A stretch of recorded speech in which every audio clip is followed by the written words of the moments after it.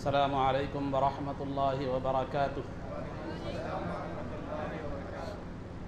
الحمد للہ رب العالمین والصلاة والسلام علی سید الانبیاء والمرسلین وعلی آلہ واصحابہ اجمعین ومن تبعہم بإحسان الی یوم الدین، اما بعد، قال اللہ تبارک وتعالی فی القرآن المجید والفرقان الحمید، اعوذ باللہ من الشیطان الرجیم، بسم اللہ الرحمن الرحیم، انا انزلناہ فی لیلۃ القدر وما ادراک ما لیلۃ القدر، لیلۃ القدر خیر من الف شہر، صدق اللہ العظیم۔ قال اللہ تبارک وتعالی فی شأن حبیبہ صلی اللہ علیہ وسلم، ان اللہ وملائکتہ یصلون علی النبی یا ایہا الذین آمنوا صلوا علیہ وسلموا تسلیما، اللہم صل وسلم وزد وبارک علی حبیبک سیدنا ونبینا ومولانا محمد وعلی آلہ واصحابہ اجمعین۔ عزیزان محترم، اللہ رب العزت کا شکر ہے کہ اس نے ہماری عمروں کو اتنا دراز فرمایا کہ آج ہمیں تیسری شب قدر جو ہے نا ہمیں نصیب ہوئی، یعنی تیسری تاخرات نصیب ہوئی، اور ابھی 2 راتیں باقی ہیں، 27 اور 29، جد و جہد کرنے کے لیے، عبادت کرنے کے لیے اور اللہ رب العزت کو منانے کے لیے۔ تو لہذا ہمیں چاہیے کہ ان دونوں راتوں کو، آج کی رات کو بھی غنیمت سمجھے اور جو ہے نا احکامات شرعیہ کے مطابق ان راتوں کو گزارنے کی کوشش کرے۔ عزیزان محترم، شب قدر مطلب شب قدر شب کہتے ہیں، ایک فارسی لفظ ہے شب کے معنی رات، قدر کے معنی قدر والی رات، عظمت والی رات، بزرگی والی رات، اور آسان انداز میں کہا جائے تو بڑی قیمتی رات۔ تو لہذا یہ رات بڑی قیمتی ہے اور یہ رات بڑی اہمیت والی ہے اور یہ رات بڑی قدر والی ہے۔ صرف رات ہی قدر والی نہیں ہے بلکہ اس سے وابستہ ہر چیز بھی قدر والی ہے، اس سے وابستہ ہر چیز بھی جو ہے قدر والی ہے۔ اس کی جو لمحے ہیں وہ بھی قدر والے ہیں، اس میں جو عبادت ہے وہ بھی قدر والی ہے، اس میں جو قرآن نازل ہوا وہ بھی قدر والا ہے، اور جس امت پر نازل ہوا وہ بھی قدر والی امت ہے، اور جس رسول پر نازل ہوا وہ بھی قدر والے ہیں۔ تو لہذا یہ رات قدر اور عظمت والی رات ہے، ہر حیثیت سے، ہر اعتبار سے، ہر جو ہے نا پہلو سے یہ رات قدر والی ہے اور بڑی قیمتی رات ہے۔ تو ظاہر سی بات ہے، جو چیز قیمتی ہوتی ہے اس کو عام طور پر سب کو نہیں دی جاتی، اور اس چیز کو عام طور پر باہر نہیں جو ہے نا عام طور پر سب کے پہنچ کے لیے رکھا نہیں جاتا، بلکہ جو چیز قیمتی ہوتی ہے اس کو چھپا کر رکھا جاتا ہے اور اسے جو ہے نا پوشیدہ رکھا جاتا ہے۔ مثال کے طور پر ایک پتھر ہے، عام پتھر آپ کو روڈ پر بھی مل جائے گا، لیکن ہیرا بھی ایک پتھر ہے، لیکن وہ آپ کو روڈ پر نہیں ملے گا بلکہ اسے آپ لاکر میں پائیں گے، یا تو گھر کے لاکر میں یا تو بینک کے لاکر میں۔ کیونکہ وہ چیز قیمتی چیز ہے، وہ روڈ پر پھینکے جانے والی نہیں ہے اور وہ جو ہے نا روڈ پر ڈالے جانے والی نہیں ہے۔ تو شب قدر بھی عام راتوں کی طرح نہیں ہے بلکہ یہ ایک قیمتی رات ہے۔ تو لہذا اسے چھپا دیا گیا تاکہ جو لوگ قدرداں ہیں وہ اس کی تلاش کر سکیں، جو لوگ قدرداں ہیں وہ اس کی تلاش کر سکیں۔ یہ رات کرکٹ کھیلنے والوں کو ملنے والی نہیں ہے، یہ رات کیرم کھیلنے والوں کو ملنے والی نہیں ہے، یہ رات ہوٹلوں کے سامنے گپ شپ کرنے والوں کو ملنے والی نہیں ہے، یہ رات روڈ پر ریس کرنے والوں کو ملنے والی نہیں ہے، اور یہ رات اسنوکر کھیلنے والوں کو ملنے والی نہیں ہے، یہ رات لہو و لعب میں گزارنے والوں کے لیے نہیں ہے، بلکہ یہ رات ان لوگوں کے لیے ہے جو طلب رکھتے ہیں، جو تڑپ رکھتے ہیں، اللہ رب العزت کو منانے کی جستجو رکھتے ہیں اور ثواب حاصل کرنے کا جذبہ اور تڑپ رکھتے ہیں، ان لوگوں کے لیے رات ہے۔ یہی وجہ ہے کہ اس کو چھپا دیا گیا اور اس کو جو ہے نا پوشیدہ رکھا گیا، نہیں بتایا گیا کہ یہ رات کون سی ہے۔ بتا دیا جاتا تو پھر یہ اس کی قدر کے خلاف ہوتا، اس کے مرتبے کے خلاف ہوتا، اس کے مقام کے خلاف ہوتا۔ تو عزیزان محترم، یہ رات کو چھپا دیا اس لیے گیا کہ جس کے دل میں قدر ہے اس کی، وہ اس کو تلاش کرے اور اس کی جستجو کرے، اور اس کی جستجو میں ہر طاق رات کو کیا کرے، عبادت کرے اور جاگے۔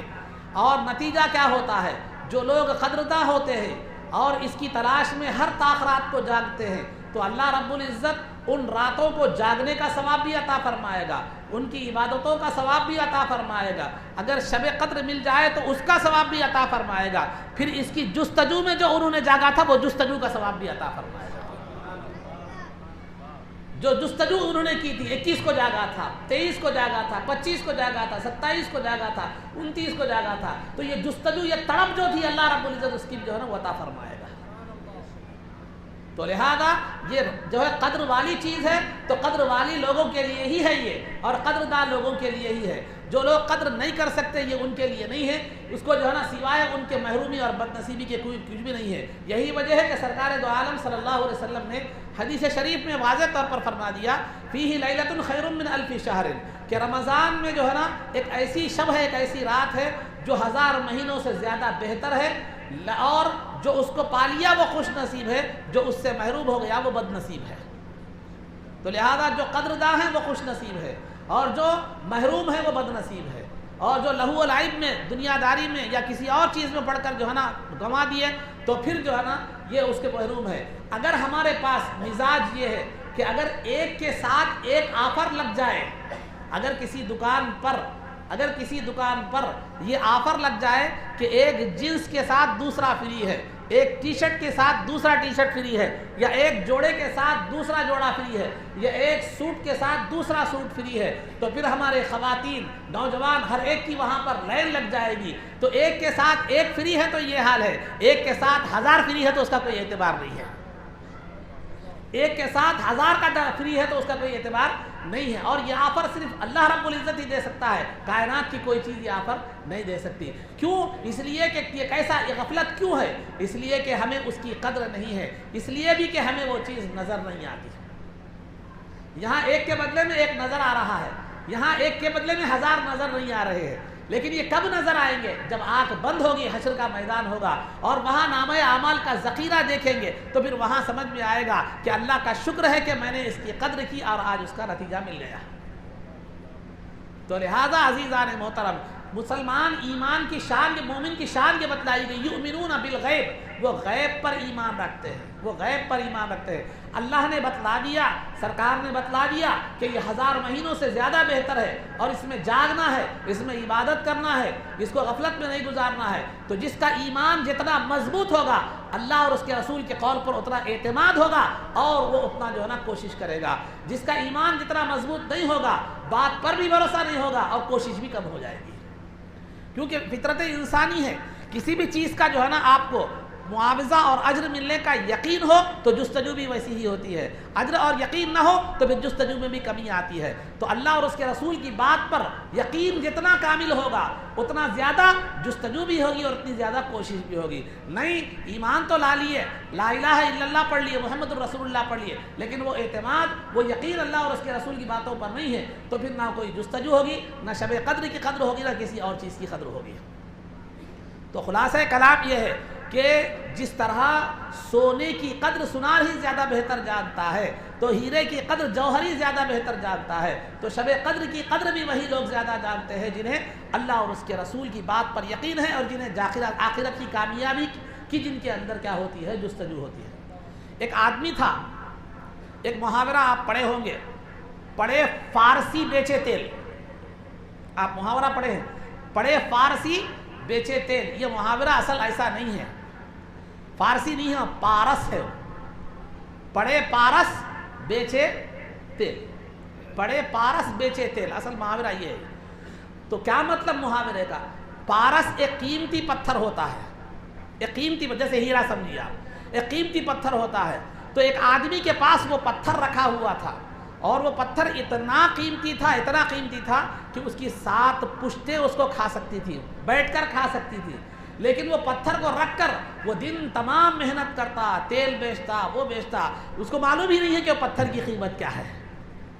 ادھر سے ایک مرتبہ ایک جوہری کا گزر ہوا، تو جوہری کا گزر ہوا تو اس نے دیکھا کہ یہ زندگی گزارنے کے لیے یہ اپنے بال بچوں کو پالنے کے لیے اتنی مشقت اٹھاتا ہے، اتنی محنت کرتا ہے، جبکہ اس کے پاس ایک ایسا قیمتی پتھر پڑا ہوا ہے جو بیچ کر اس کی 7 پشتیں کیا کر سکتی ہے، کھا سکتی ہے۔ تو جاتے جاتے اس جوہری نے کہا، ارے نادان، پڑے پارس بیچے تیل، پڑے پارس بیچے تیل، تیرے پاس پارس جیسا قیمتی پتھر پڑا ہوا ہے اور تو ہے کہ تیل بیچ رہا ہے، کیوں تجھے اسے قدردانی نہیں ہے؟ تو لہذا جو لوگ شب قدر کی قدر نہیں کرتے ان کی مثال بھی اس تیلی کی طرح ہے، اور جو قدر کرتے ہیں اس کی مثال وہ جوہری کی طرح ہے، اور جو عظمت بتاتے ہیں ان کی مثال اس جوہری کی طرح ہے جو عظمت بتاتے ہیں کہ دیکھ یہ ہیرا ہے، پتھر ہے، یہ کوئی معمولی چیز نہیں ہے۔ تو عزیزان محترم، یہ شب قدر جو ہے نا تمام راتوں میں سب سے افضل ترین رات ہے کہ آپ دنیا کی ابتدا سے لے کر جب سے کائنات کا آغاز ہوا، پھر کائنات کے آغاز سے لے کر بہت سی راتیں آئی، بہت سے دن آئے، لیکن ان تمام دنوں اور راتوں میں سب سے افضل ترین اگر کوئی رات ہے تو وہ شب قدر ہے۔ وہ کس کو ملی؟ اس امت کو ملی، کسی اور امت کو نہیں ملی۔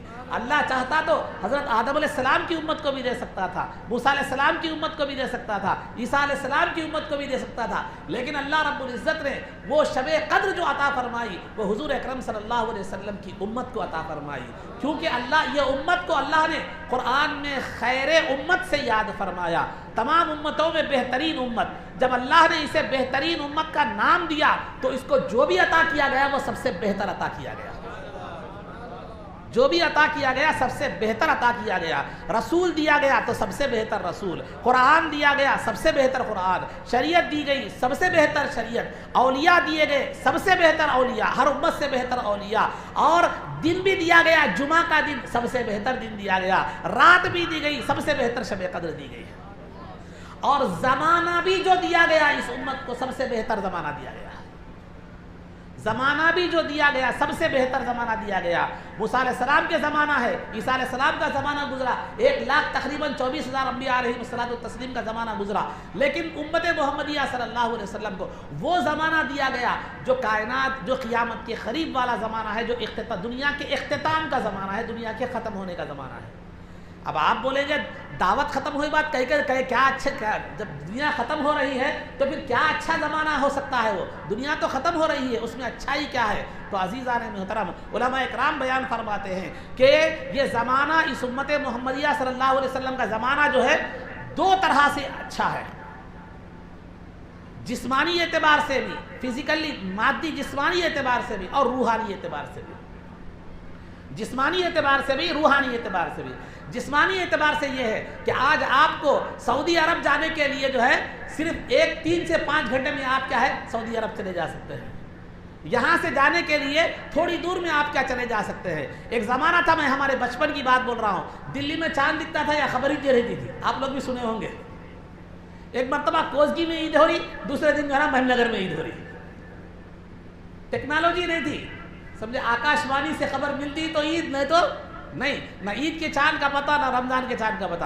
آج ٹیکنالوجی اتنی عام ہو گئی ہے کہ ایک لمحے میں رمضان کے چاند کا بھی پتہ چل رہا ہے، عید کے چاند کا بھی پتہ چل رہا ہے۔ اور ایک زمانہ تھا کہ کاروبار سخت تھا، ہر چیز سخت تھی، ہر چیز وہ تھا جو مشکل تھی، لیکن یہ امت کا جو معاملہ ہے ہر چیز جو ہے نا آسان ہو گئی، ہر چیز جو ہے نا آسان ہو گئی، سواریاں آسان ہو گئی، مسافت آسان ہو گئی، اے سی آ گیا، سب آ گیا، کولر آ گیا، آپ کے روزے نہیں رہے اور اس کی تکلیف نہیں رہی، اس کی مشقت نہیں رہی۔ وہ صحابہ اکرام کا زمانہ تھا، 50 ڈگری جو ہے نا گرمی میں، 50 ڈگری گرمی، آپ کو اندازہ نہیں ہے، یا 42 43 میں نیچے اوپر ہو جاتے، 50 ڈگری گرمی میں محنت کرتے تھے، مزدوری کرتے تھے، روزے رکھا کرتے تھے۔ وہ عرب کی گرمی اگر آپ دیکھنا ہے تو 1-2 سال پہلے کے حج کا واقعہ آپ دیکھیں، کئیوں لوگ خالی گرمی سے مر گئے۔ ہمیں وہ چیز نہیں ہے، ہمارے کاروبار بھی آسان ہے، گاڑیوں میں بھی اے سی ہے، گھروں میں بھی اے سی ہے، مسجدوں میں بھی اے سی ہے، اور فائن ہر چیز کی سہولت ہے۔ تو یہاں مادی اعتبار سے بھی دیکھا جائے تو یہ زمانہ بہت راحت والا اور بہت آسانی والا اور بہت جو ہے نا سہولت بخش یہ زمانہ ہے۔ روحانی اعتبار سے بھی یہ زمانہ اس طرح ہے کہ دیکھیے لوگ 2 طرح کے ہوتے ہیں، اچھے لوگ بھی ہوتے ہیں، برے لوگ بھی ہوتے ہیں، نیک بھی ہوتے ہیں، بدکار بھی ہوتے ہیں، نیک بھی ہوتے ہیں، بدکار بھی ہوتے ہیں۔ تو لہذا اللہ رب العزت نے اس امت کو آخری زمانے میں اس لیے رکھا تاکہ جو ہے نا اس امت کے نیکوکاروں اور جنت کے درمیان زیادہ فاصلہ نہ رہے، اب آپ آدم علیہ السلام کی امت لے لو، اب قیامت لے لو، کتنا فاصلہ ہے؟ قیامت لے لو، کتنا فاصلہ ہے؟ آدم علیہ السلام کا زمانہ ہزاروں سال پرانا. اگر آدم علیہ السلام کے زمانے میں کوئی امتی مر جاتا تو اسے قیامت تک، جنت میں جانے تک، اس نیک بندے کو جو ہے نا جنت میں جانے تک ہزاروں سال انتظار کرنا پڑتا تھا. اگر کوئی گناہگار ہوتا تو جو ہے نا قیامت تک اسے عذاب قبر میں مبتلا رہنا پڑتا تھا. اس کے بعد جو ہے نا قیامت آتی تھی، پھر جنت جہنم کا فیصلہ ہوتا تھا. لیکن جو ہے نا امت محمدیہ صلی اللہ علیہ وسلم کا نیک آدمی بھی ہے تو جو ہے نا اس کی اس امت کو آخری میں رکھا گیا، اس لیے کہ فوراً قیامت قائم ہو، نیکوکار نیکیوں میں چلے جائیں، جلد از جلد جنت میں چلے جائیں، انہیں ان کے جو ہے نا اعمال خیر کا جو ہے نا انہیں صلہ جلد سے جلد مل جائے، اور بدکار زیادہ عذاب قبر میں مبتلا نہ ہو، بلکہ کیا ہے وہ جلد از جلد وہ جہنمی ہے تو جہنم میں چلے جائے. عذاب قبر کو کم کر دیا گیا، یہاں انتظار کو کم کر دیا گیا، وہاں عذاب قبر کو کم کر دیا گیا. اور آپ کو میں ایک باریک بات بھی بتاتا چلوں، عزیزان محترم، رسول پاک صلی اللہ علیہ وسلم کی جو ہے نا رحمت سے کل قیامت کے دن یہ ہوگا کہ سرکار کفار کی بھی شفاعت کریں گے. کفار کی بھی شفاعت، سفارش کریں گے، ریکمنڈیشن کریں گے. کیا کریں گے؟ جنت میں لے جانے کے لیے نہیں، کفار تو اس کے اہل نہیں ہے، لیکن یہ سرکار یہ سفارش کریں گے کہ جو ہے نا کفار میدان محشر کی جو ہولناکی ہوگی وہ کم نہیں ہوگی. وہ ایک دن، بعض آیتوں میں 50,000 سال، بعض کئی ہزار سال کا ذکر ہے، تو بڑا ہوگا. تو وہ جو طویل دن ہوگا اس میں جو سورج کی تمازت گرمی ہوگی، بہت بھیانک اور بہت تکلیف دہ دن ہوگا. لیکن سرکار کی شفاعت سے، سفارش سے اس امت کے کافروں کا حساب جلد ہو جائے گا تاکہ وہ میدان محشر کی ہولناکی سے جلد نجات پا سکے. تو الغرض عزیزان محترم بتانا چاہ رہا ہوں، اس امت کو جو بھی دیا گیا وہ خیر دیا گیا، بہتر دیا گیا. زمانہ بھی جو دیا گیا وہ زمانہ بھی کیا کیا گیا؟ سب سے بہتر زمانہ دیا گیا. اور عملی اعتبار بھی جو دیا گیا، عمل کا صلہ بھی جو دیا گیا، سب سے بہتر دیا گیا. عمل کا صلہ بھی جو دیا گیا سب سے بہتر دیا گیا. اعمال کا اجر و ثواب بھی جو دیا گیا تمام امتوں میں سب سے افضل دیا گیا، سب سے بہتر دیا گیا، سب سے بہتر دیا گیا. اور سابقہ امتوں میں اگر کہیں پر جو ہے نا وہ لگتا، نجاست لگتی، گندگی لگتی، تو پھر اس کو جو ہے نا کاٹ دینا پڑتا تھا، چھیل دینا پڑتا تھا. کپڑا ہوتا تو کاٹ دینا پڑتا تھا، لیکن ہمارے لیے ویسا نہیں ہے، بلکہ جو ہے نا دھو دینا کافی ہے. سابقہ امتوں میں تیمم کی سہولت نہیں تھی، وضو کر کے ہی نماز پڑھنا پڑتا تھا، نہ وضو کرنا کمپلسری اور ضروری تھا. لیکن یہاں اس امت کے لیے تیمم کی سہولت ہے. اور سابقہ امتوں میں نماز مسجد ہی میں جا کر پڑھنا پڑتا تھا، لیکن ہمارے لیے مسجد میں جانا نہیں، بلکہ سفر میں ہے کہیں بھی پڑھ لو آپ نماز پڑھ سکتے ہیں. تو لہذا عزیزان محترم ہر چیز اس امت کو بہتر دی گئی، اور عمل کا ثواب بھی تمام امتوں سے بہتر دیا گیا. اور عمل کا ثواب، یہ عمل کے ثواب کے تعلق سے یہ قاعدہ اس امت کو دیا گیا کہ اگر ایک نیکی کا ارادہ کرتا ہے، نیکی کرتا نہیں، ارادہ کیا خالی، مگر کسی وجہ سے وہ نیکی نہیں کر سکا، تو ارادہ کرنے پر بھی اسے ایک ثواب ملتا ہے. ارادہ کرنے پر بھی اسے ایک ثواب ملتا ہے. اگر نیکی کر لیتا ہے تو اب جو میٹر اسٹارٹ ہوتا ہے، جو شروعات جو ہوتی ہے، کم سے کم 10، ایک نیکی کے بدلے میں 10 درجے ثواب، ایک نیکی کے بدلے میں 10 درجے ثواب. یہ کامن ہے، ہر ایک کو ہے، یہ بنیادی ابتدا یہاں سے ہے.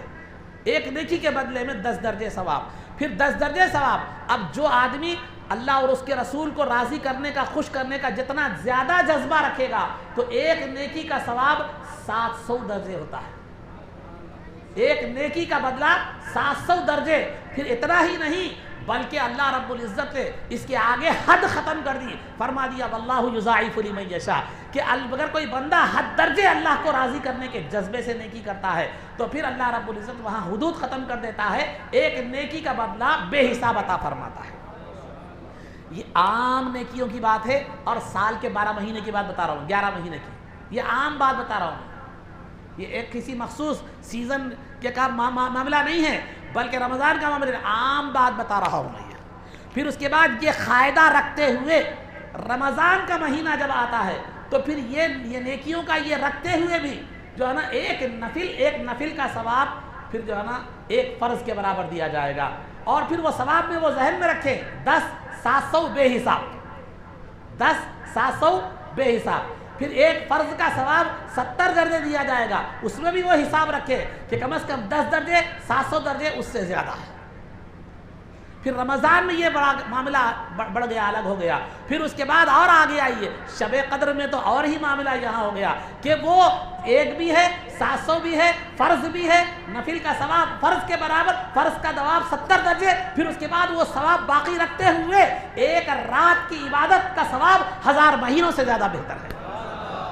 اب آپ کاؤنٹنگ نہیں کر سکتے، بتائیے حساب کر کے، کیا حساب کر سکتے ہیں؟ وہ 10 بھی برابر، وہ 700 بھی برابر، وہ بے حساب بھی برابر، وہ تو کامن ہے، سال بھر کا ہے وہ۔ پھر رمضان کا الگ، نفل کا فرض کے 70 درجے وہ رمضان کا الگ، پھر شب قدر کا الگ۔ تو اللہ رب العزت کی کرم نوازی کا معاملہ دیکھیے، یہ اعمال صالحہ اللہ رب العزت اس امت کے لیے کیسے عطا فرمائے۔ کسی امت کو اتنا جو ہے نا وہ نہیں تھا، اتنی سہولت اور اتنا وہ نہیں تھا، لیکن میں بتاتا چلوں یہ تجربہ ہے، مشاہدہ ہے کہ جتنی عظیم ترین چیز، جتنی قیمتی چیزیں اس امت کو دی گئی، لیکن امت کا حال یہ ہے کہ اتنی ہی اس کی ناقدری کرتے ہوئے نظر آئی ہے۔ ہم نے اتنی ہی ناقدری اس کی ہے۔ اللہ رب العزت اگر ہم تھوڑی دیر کے لیے غور سے سوچ لیں، اگر جو ہے نا ایک صرف شب قدر مل جاتی ہے تو 83 سال 4 مہینے کا ثواب ملتا ہے۔ 83 سال 4 مہینے کا ثواب ملتا ہے، اس میں عام ثواب بھی ہے، رمضان کا ثواب بھی ہے، پھر لیلۃ القدر کا ثواب بھی ہے۔ مگر پھر ہمیں قدر کیا ہے، سن لیتے ہیں اور سن لیتے ہیں، یہ کان سے سنے وہ کان سے چھوڑے نکل گئے۔ تو ہمیں سننا نہیں ہے، اس کی عظمت دل میں بٹھانا ہے، اس کے لیے کوشش کرنا ہے، اس کے لیے جستجو کرنا ہے۔ تو الغرض عزیزان محترم، اللہ رب العزت نے اس رات کو شب قدر والی رات اس لیے بنایا ہے، یہ صرف قدر والی امت کو ہی دی گئی ہے۔ اللہ نے ہمیں ہی عطا فرمایا ہے، کسی اور امت کو یہ چیز دی جو ہے نا نہیں گئی، یہ کسی امت کو اور نہیں دی گئی۔ اور چھپانے میں مقصد یہ ہے کہ آدمی جستجو کرے، کوشش کرے اور اس کی طلب کرے، اور اسے دیگر راتوں کا بھی ثواب ملے، شب قدر کا بھی ثواب ملے، جستجو کا ثواب ملے۔ اور اس میں گناہگاروں اور غافلوں کے لیے بھی رحمت کا پہلو یہ رکھا گیا کہ اگر رات بتا دی جاتی جان کر بھی جو ہے نا، اگر کوئی آدمی کیا کرتا، غفلت کرتا، تو پھر اس کا اتنا گناہ بھی اسے ہوتا، ناقدری کا گناہ بھی ہوتا۔ اسی لیے بتلایا نہیں گیا۔ اگر کوئی شب قدر کی قدر نہیں کر رہا ہے، عبادت نہیں کر رہا ہے، ثواب سے محروم رہے گا، صرف عبادت کے ثواب سے محروم رہے گا۔ لیکن معلوم رکھ کر اگر جو ہے نا نہیں کرتا، ثواب نہیں کرتا، تو ناقدری میں آتا تھا، ثواب تو نہیں ملتا تھا لیکن ناقدری کا عذاب بھی اسے ہوتا تھا۔ اگر معلوم رکھ کر اس رات میں گناہ کرتا تو پھر گناہ کا بھی دگنا ثواب ہوتا تھا۔ تو چھپانے میں قدردانوں کا بھی لحاظ ہے، اور چھپانے میں جو نا گناہگاروں کا بھی لحاظ ہے، اور چھپانے میں غافلوں کا بھی لحاظ رکھا گیا۔ تو عزیزان محترم، یہ بڑی قدر والی رات ہے جو اس امت کو دی گئی، اور قدر جب دی گئی ہے تو ہماری ذمہ داری کیا ہے، اس کی قدردانی کرے، شکر گزاری کیسے کرے، غفلت میں نہ گزارے بلکہ عبادت میں گزارے، اور عبادت کیسے کرنا ہے۔ دیکھیے عبادت کے مختلف درجے ہیں، آپ چاہے تو پوری رات عبادت کر سکتے ہیں، یا رات کا کچھ حصہ عبادت کر سکتے ہیں، یا رات کا آخری حصہ عبادت کر سکتے ہیں۔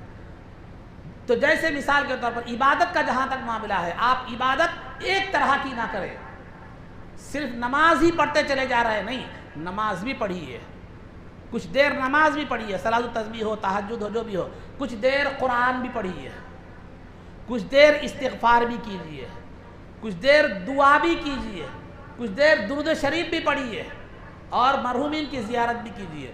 تو یہ اس سے فائدہ کیا ہوگا، اگر شب قدر مل جائے تو 1000 مہینوں سے زیادہ نماز پڑھنے کا ثواب ملے گا، 1000 مہینوں سے زیادہ قرآن پڑھنے کا ثواب ملے گا، 1000 مہینوں سے زیادہ درود شریف پڑھنے کا ثواب ملے گا۔ تو ثواب، ہر عبادت کا ثواب آپ کو کیا کرے گا، ملے گا۔ اور دوسرا فائدہ یہ ہوگا کہ آپ کے اندر چستی باقی رہے گی۔ نماز پڑھنے کے لیے ٹھہر گئے، اب میں 100 رکعت پڑھتا ہوں بول کے ٹھہر گئے، سمجھو 2 رکعت 4 رکعت میں اس کے بعد بیدارگی شروع ہو جاتی۔ نماز پڑھنے کے بعد جو ہے اس کے بعد آپ قرآن پڑھے تو عمل بدل گیا، کیفیت بدل گئی، عبادت بدل گئی، تھوڑا سا چستی آ جاتی، پھر درود شریف، تو اس سے عبادت میں چستی بھی برقرار رہتی ہے، اور جو ہے نا دوسرا ہر عبادت شب قدر میں کرنے کا ثواب بھی ملتا ہے۔ پھر دوسری بات جو ہے نا یہ ہے، یہ تو چستی کی بات ہوئی یا جو ہے نا یہ کرنے کی بات ہوئی. تو یہ لہذا یہ عبادت کا طریقہ یہ ہے. اگر آپ رات کا بہت زیادہ حصہ عبادت کرنا چاہتے ہیں, نہیں اگر آپ سے نہیں ہو سکتا, طاقت نہیں ہے یا مصروفیت ہے, کچھ بھی ہے کیا بھی ہے, تو کم از کم آخری درجہ تو اس کا یہ ہے کہ رات غفلت میں گزارنے کے بجائے عشاء کی نماز جماعت سے پڑھ کر سو جائیں, پھر فجر کی نماز جماعت سے پڑھیں, انشاءاللہ ساری رات عبادت کا ثواب ملے گا. کیونکہ عشاء کی نماز جماعت سے پڑھنا آدھی رات عبادت کا ثواب ہے, اور فجر کی نماز جماعت سے پڑھنا یہ جو ہے نا آدھی رات کا ثواب ہے. یہ رمضان میں نہیں ہے, یہ رمضان کی حد تک نہیں ہے, سال کے 12 مہینے ہیں. اگر آپ پوری رات میں عبادت نہیں کر سکتے, رات میں نمازیں نہیں پڑھ سکتے, کاروبار ہے, محنتی وغیرہ, آپ عشاء اور فجر جماعت کے ساتھ پڑھیے, ساری رات عبادت کرنے کا ثواب آپ کو سال بھر ملے گا. اگر پھر آپ اور عبادت بھی کرتے ہیں اٹھ کر تو پھر اس کا الگ الگ ثواب ملے گا آپ کو. تو الغرض عزیزان محترم, میں نے یہ بتلانا مقصود یہ ہے کہ اللہ رب العزت نے بڑی قدر والی رات اس امت کو عطا فرمائی ہے. تو اللہ نے عطا فرمائی, سرکار نے مانگ کر اللہ رب العزت سے طلب کر کے جو ہے نا اس امت کے لیے مانگی ہے. تو ہمارا کام کیا ہے؟ اللہ نے اپنی رحمت کاملہ ہم پر نچھاور فرمائی, سرکار نے امت سے محبت اور وابستگی, امت سے محبت اور تعلق کا ثبوت دے دیا. اب ہمارا کام یہ ہے کہ امتی ہونے کی حیثیت سے ہماری ذمہ داری یہ ہے کہ اس کو بجائے غفلت میں گزارنے کے عبادت میں گزارنے کی کوشش کریں. تو بہرحال عزیزان محترم, یہ بڑی قدر والی رات ہے, اس کی قدر کرنے کی ضرورت ہے. اور اس رات کی فضیلت کا جہاں تک معاملہ ہے, اس رات کی فضیلت کا جہاں تک معاملہ ہے, اس کی کئی طرح کی فضیلتیں ہیں. اس رات کی کئی طرح کی فضیلتیں ہیں. ایک تو فضیلت یہ ہے کہ اس رات کے قرآن کریم میں اس کی فضیلت بیان کرنے کے لیے مستقل سورت نازل کی گئی. اس کی فضیلت بیان کرنے کے لیے قرآن میں مستقل طور پر سورہ قدر نازل کی گئی. انا انزلناہ فی لیلۃ القدر. پوری سورہ, پورا سورہ اس کی فضیلت کے بارے میں, اور اس کی جو ہے نا اس میں کیا کیا اعمال ہوتے ہیں, اس کی فضیلت کیا ہے, اس کا مرتبہ کیا ہے, یہ بتانے کے لیے پوری سورت اس کی جو ہے نا فضیلت میں اتاری گئی. یہ اس کی پہلی فضیلت ہے, یہ فضیلت اس کی پہلی ہے, یہ اس کی ذاتی فضیلت ہے, یہ اس کی ذاتی فضیلت ہے. دیکھیے, ایک فضیلت ذاتی ہوتی ہے, ایک فضیلت ذاتی ہوتی ہے, ایک فضیلت کسی نہ کسی نسبت اور تعلق کی وجہ سے ہوتی ہے. مثال کے طور پر میں سمجھاتا چلو, اگر آپ سادات ہیں, سید ہیں, تو لہذا یہ آپ کی ذاتی فضیلت ہے کیونکہ آپ سرکار کے نسب سے ہیں, سرکار کے نسب سے ہے. تو یہ آپ کی ذاتی فضیلت ہے کہ اللہ نے آپ کو سرکار کے نسب میں پیدا فرمایا, یہ ایک ذاتی فضیلت ہے. تو شب قدر کی ذاتی فضیلت یہ ہے کہ اللہ رب العزت نے اس کی فضیلت میں جو ہے نا قرآن کریم کی مستقل سورت نازل فرمائی.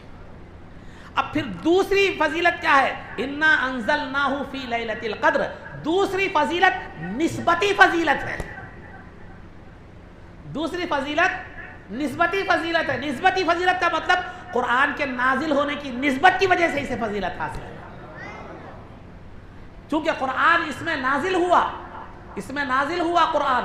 اور یہ یاد رکھیے, کوئی بھی وقت, کوئی بھی جگہ کی ذاتی کوئی فضیلت نہیں ہوتی, بلکہ اس میں جو چیز اترتی ہے یا موجود ہوتی ہے اس کے اعتبار سے فضیلت اس کی ہوتی ہے. یہ بھی زمین کا ایک ٹکڑا ہے, باہر بھی زمین کا ایک ٹکڑا ہے, لیکن اس کی فضیلت اس لیے ہے کیونکہ یہ مسجد کے نام سے موسوم ہے. یہاں آپ غسل کی ناپاکی کی حالت میں نہیں آ سکتے, یہاں دنیا کی باتیں نہیں کر سکتے, یہاں جو ہے نا بیوی وغیرہ سے ہم بستری نہیں کر سکتے, اور یہاں کوئی نامناسب کام یہاں نہیں کر سکتے. وہاں روڈ پر آپ کرکٹ بھی کھیلو, ضرورت بھی سے فارغ ہو, طہارت سے فارغ ہو جاؤ, باتیں کرو, کوئی بھی پوچھنے والا آپ کو وہاں پر نہیں ہے. کیوں؟ یہ بھی زمین کا ٹکڑا ہے, وہ بھی زمین کا ٹکڑا ہے, لیکن اس کو مسجد کا نام دے دیا گیا, اللہ کی طرف منسوب, اللہ کی عبادت کی طرف اس کی نسبت ہو گئی. تو لہذا یہ مقام ساتوں زمینوں کے نیچے تک, ساتوں آسمانوں کے اوپر تک جو ہے یہ مسجد ہی ہے, اس پہ کوئی دوسرا کام عبادت کے علاوہ نہیں کر سکتے آپ. تو اس کو جو فضیلت حاصل ہے وہ عبادت کی وجہ سے حاصل ہے. فی بیوت اذن اللہ ان ترفع ویذکر فیہا اسمہ یسبح لہ فیہا بالغدو والآصال. اللہ کے گھر اس لیے ہوتے ہیں کہ اس میں اللہ کا ذکر کیا جائے, اس کے نام کا جو ہے نا ذکر کیا جائے. تو عزیزان محترم, تو شب قدر کی جو دوسری فضیلت ہے وہ قرآن سے نسبت کی وجہ سے ہے کہ اللہ رب العزت نے اس میں قرآن کو نازل فرمایا. تو لہذا اس کی انا انزلناہ فی لیلۃ القدر, یقیناً ہم نے اس قرآن کو شب قدر میں نازل فرمایا, اس قرآن کو شب قدر میں نازل فرمایا. عزیزان محترم یاد رکھیے, تو یہ اللہ کا کلام ہے. دیکھیے, جملہ آسمانی کتابیں 104 ہیں, جملہ آسمانی کتابیں جملہ 104 ہے، مگر ہمیں ایمان کیسے رکھنا ہے؟ جو نا جتنی بھی آسمانی کتابیں ہیں ہم ان پر ایمان رکھتے ہیں، تعداد پر ایمان رکھنا نہیں ہے۔ تعداد روایتوں میں ہے، تعداد کا ذکر روایتوں میں ہے کہ 104 آسمانی کتابیں ہیں۔ 1,24,000 انبیاء علیہم الصلوۃ والتسلیم کو اللہ نے بھیجا، ان کو 104 کتابیں عطا فرمائی۔ جس نبی کو جو کتاب دی گئی وہ اس کتاب کی تبلیغ کرتے تھے، اور جس نبی کو کتاب نہیں دی گئی وہ سابقہ نبی کی کتاب کو کیا کرتے تھے؟ اشاعت کرتے تھے، اس کے احکام کیا کرتے تھے؟ اس کی تبلیغ کرتے تھے۔ تو 104 کتابیں ہیں، وہ 104 کتابوں میں 10 صحیفے، 10 کتابیں جو ہے نا حضرت آدم علیہ السلام پر نازل ہوئی، 50 کتابیں حضرت شیس علیہ السلام جو آدم علیہ السلام کے فرزند ہیں ان پر نازل ہوئی، 30 کتابیں حضرت ادریس علیہ السلام پر نازل ہوئی، اور جو ہے نا 10 کتابیں حضرت ابراہیم علیہ السلام پر نازل ہوئی۔ باقی 4 کتابیں جو بڑی بڑی ہیں، تورات حضرت موسیٰ علیہ السلام پر، اور انجیل حضرت عیسیٰ علیہ السلام پر، اور زبور حضرت داؤد علیہ السلام پر، اور قرآن حضور اکرم صلی اللہ علیہ وسلم پر نازل ہوئی۔ تو عزیزان محترم، یہ 104 کتابیں جو اتری ہیں، جتنی بھی آسمانی کتابیں اتری ہیں، سب کی سب رمضان میں اتری ہیں، سب کی سب رمضان میں اتری ہیں، لیکن کسی کتاب کے اترنے پر شب قدر نہیں ہوئی، کسی کتاب کے نازل ہونے پر شب قدر قرار نہیں دیا گیا، قرآن کے نازل ہونے پر شب قدر قرار دیا گیا۔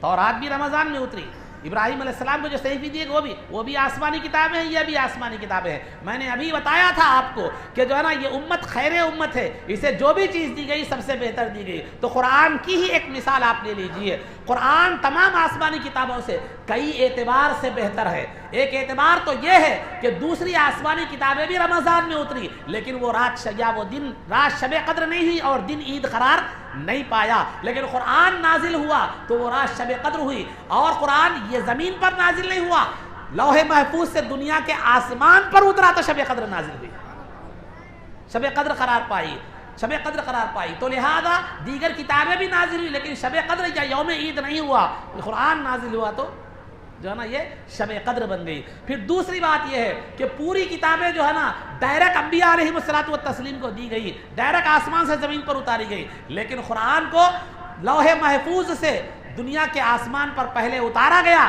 جب ضرورت پیش آتی گئی تھوڑا تھوڑا نازل کیا جاتا رہا۔ یہ دوسری خصوصیت ہے قرآن کی جو سب سے تمام کتابوں میں اس کو ممتاز اور علیحدہ کرتی ہے۔ اور تیسری خصوصیت یہ ہے قرآن کی کہ بِمَسْتُحْفِظُوا مِن کتاب اللہ، سابقہ جتنی بھی کتابیں تھیں وہ ان کی جو ہے نا ان کی حفاظت کی ذمہ داری ان کے امت کے علماء کو دی گئی تھی۔ آج کوئی بھی کتاب روئے زمین پر اصلی حالت میں باقی نہیں ہے، لیکن جب قرآن کو نازل کیا اللہ نے فرمایا اِنَّا نَحْنُ نَزَّلْنَا الذِّكْرَ وَإِنَّا لَهُ لَحَافِظُونَ، کہ ہم نے قرآن کو نازل کیا ہے اور ہم اس کی حفاظت بھی ہم کریں گے۔ دیگر کتابوں کی حفاظت کی ذمہ داری اللہ نے مخلوق کے حوالے کی، لیکن قرآن کی حفاظت کی ذمہ داری اللہ رب العزت نے خود اپنے اوپر لی ہے۔ یہی وجہ ہے کہ دیگر کتابیں محفوظ نہیں ہیں۔ بائبل لیجیے، بائبل کے 4 طرح کے نسخے ہیں، ہر کتابوں کے کئی نسخے ہیں اور ہر ایک میں الگ الگ اختلاف پایا جاتا ہے، لیکن قرآن الف لام میم الحمدللہ کے الف سے لے کر والناس کے سین تک وہی قرآن ہے، وہی الفاظ ہے، وہی حرکات ہے، وہی سکنات ہے، آج تک کوئی تبدیلی پیدا نہیں ہوئی۔ ایک سائنسداں ہے جس کا نام میور اس کا نام ہے، یہ اسلام دشمن تھا، یہ ہمیشہ اسلام کے خلاف خامیاں نکالتا تھا، خرابیاں نکالتا تھا۔ وہ مخالف اسلام بھی آخر میں یہ کہنے پر مجبور ہو گیا کہ 1400 سال سے اگر روئے زمین پر کوئی کتاب محفوظ ہے تو وہ قرآن ہے۔ تو خیر امت کو خیر کتاب دی گئی، بہترین امت کو بہترین کتاب دی گئی۔ تو انا انزلناہ فی لیلۃ القدر، یقیناً ہم نے اس قرآن کو ایک قدر والی رات میں اتارا۔ قرآن بھی قدر والا، جس رات میں اتارا گیا وہ بھی قدر والی۔ مثال کے طور پر ایک بہت بڑے علامہ مولانا ہے، مولانا کو لا کے نیچے بٹھا دیے تو کیسے دکھتا؟ مولانا تو قدر والے ہیں، جگہ ان کے مطابق نہیں ہے۔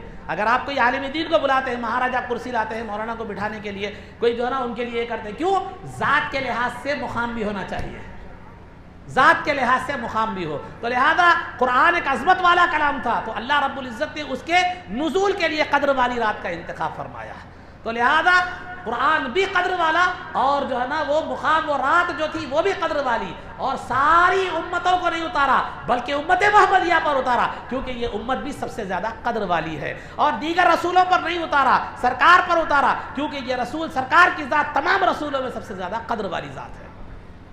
تو الغرض عزیزان محترم، شب قدر کی ایک فضیلت نسبتی ہے، یعنی قرآن کی نسبت سے ہے، قرآن کی نسبت سے ہے۔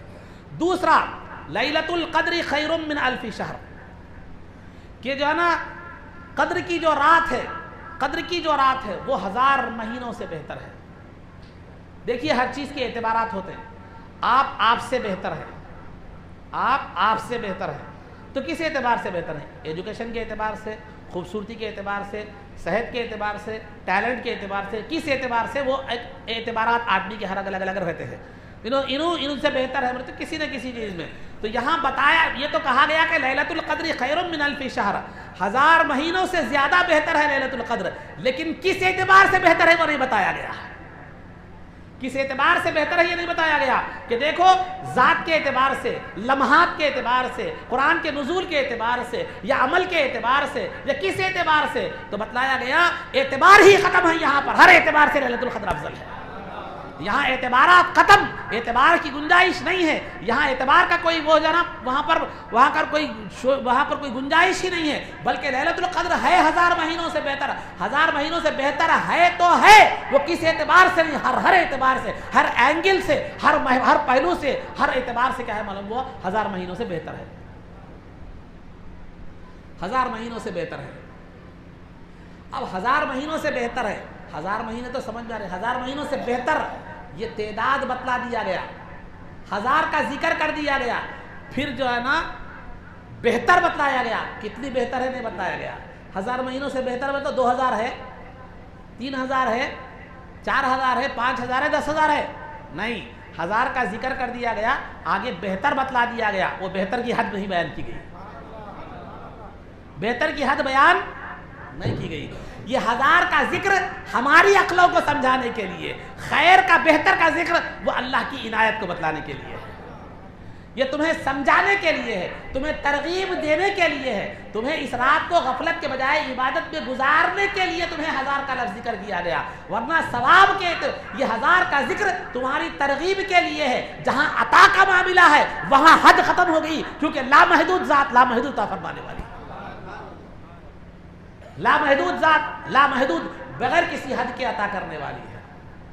تو یہ عدد کا ذکر آپ کی ترغیب کے لیے ہے، آپ کی ترغیب کے لیے ہے۔ اگر کوئی آپ کو بولے کہ جو ہے نا شیئر مارکیٹ میں پیسے لگاؤ، 1000 روپے لگاؤ، جو ہے نا آپ کو جو ہے نا ایک مہینے میں آپ کو 25000 ملیں گے، ارے باپ رے 25000 کہاں سے آتے، 1000 25000 مل رہے، تو لہٰذا آپ فوراً کیا کرتے ہیں، شیئر مارکیٹ میں لگا کے اندر ہوئے ہو رہے، مختلف گیمز آ رہے، آپ دیکھ رہے یہ گیم لائے وہ گیم لائے، تھوڑی دیر میں لاکھوں کما لو، تھوڑی دیر میں ہزاروں کما لو، تھوڑی دیر میں یہ کرو، کہا نوجوان میں اس سے میرے سامنے میں جو ہوتا برباد ہوتا، اچھا 1000 روپے کمانے والا کیا کر دیا، قرضہ لے کے لاکھوں روپے برباد کر دیا، زمینہ بیچ دیا، سب بیچ دیا، اندر ہو گیا۔ تو یہ کیوں؟ ارے 1000 کروڑ تھوڑی دیر میں اتنے پیسے، تو یہ تعداد کو دیکھ کر ہی گر گئے نا۔ تو یہ عدد کا ذکر آپ کی ترغیب کے لیے ہے، خیر کا ذکر خدا کی لامحدود عطا کو بتانے کے لیے۔ تو عزیزان محترم، تو پھر ایک تو وجہ یہ ہے آپ کی ترغیب کے لیے 1000 کا ذکر کیا۔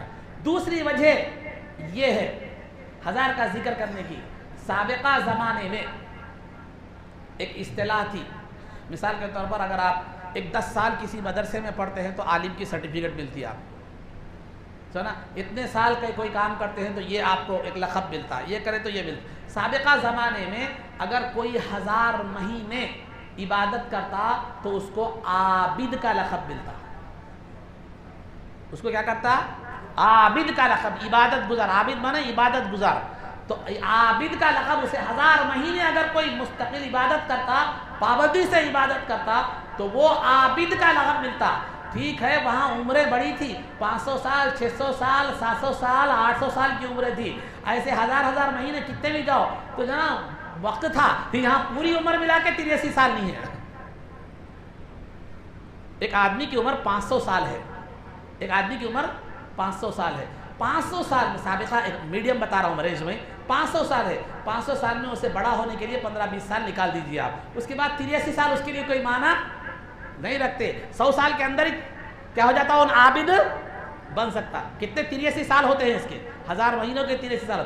اب آپ عابد بننا بولے تو پیدا ہوتے مسجد کو جانا، پھر اس کے بعد مرتے آخری دم تک بھی کرے تو آپ عابد نہیں بنتے، کیونکہ سرکار فرماتے ہیں کہ میری امت کی عمریں 60 سے 70 سال کے درمیان ہوں گی، 60 سے 70 سال کے درمیان ہوگی۔ بہت سے وقت کوئی رہ گئے بڑے لوگوں میں سے 80-90 سال، تو وہ بہت بڑی بات ہے، بڑی بات ہے۔ تو لہذا 83 سال، اگر 1000 مہینے کے 83 سال ہوئے تو سابقہ امت کے لوگ تو آسانی سے ایک مرتبہ نہیں ڈبل ٹیبل عابد بن سکتے تھے، وہاں چانس تھا۔ آپ کو ایک مرتبہ بھی بننے کا چانس نہیں ہے، کیونکہ آپ پیدا ہو کے بڑے ہوتے، عمر ہے 60 سال 70 سال، کامن بتا رہا ہوں، اس سے پہلے بھی وکٹ گر جا رہی، سمجھے؟ 70 سال 60 سال بہت ہے، 70 سال میں سے 15 سال آپ نکال دو، بچے کتنے 55 سال۔ 55 سال میں جو ہے نا آخری کے 15 سال نکال دو، کیونکہ آخری میں گھٹنوں میں درد آتا، جو ہے نا یہ درد آتا، بی پی شوگر فلاں فلاں، دنیا کے زندگی کے جھمیلے الگ رہتے، تو 15 30 تقریباً نکال دو، بچے کتنے 70 سال میں 40 سال عبادت مل رہی، 40 سال تھوڑی جوانی کی چلے آتے، تھوڑی بیوی کے خواہشات پورے کرنے میں چلے آتے، تھوڑے بچوں کی پرورش میں چلے جاتے۔ ان عابد کب بنیں گا؟ عابد کب بنتا؟ چانس ہی نہیں ہے عابد بننے کا۔ پوری زندگی پیدا ہونے سے مرنے تک عبادت کرا تو بھی عابد نہیں بن سکتا ہو۔ تو لہذا اللہ رب العزت نے سرکار کو فکر دامنگیر ہوئی کہ سابقہ امتی عمر میں طویل ہونے کی وجہ سے کئی مرتبہ وہ عابد کا لقب پانے کا جو ہے نا اس کو موقع میسر آئے گا، لیکن میری امت کی عمر ہی اتنی ہے کہ وہ عابد کی عمر کو بھی نہیں پہنچتا، اس دنیا سے چلا جاتا ہے۔ یہ فکر دامنگیر ہوئی سرکار کو، تو اللہ رب العزت نے کہا میرے مصطفیٰ آپ غم کرنے کے لیے نہیں، رشک کرنے کے لیے بھیجے گئے ہیں۔ آپ اس لیے نہیں ہیں کہ سابقہ امتوں کو دیکھ کر غم کرے، نہیں، آپ کو اس لیے بھیجا گیا ہے کہ سابقہ امتیں اور انبیاء آپ کو اور آپ کی امت کو دیکھ کر رشک کرے۔ ارے ان 83 سال میں آپ بنتا تھا، فکر کرنے کی ضرورت نہیں ہے۔ آپ کا امتی اگر جو ہے ایک رات شب قدر میں بھی عبادت کرتا ہے تو اس عابد کی 83 سال کی عبادت کا ثواب دو گا اور وہ عابد کے مقام پر پہنچ جائے گا۔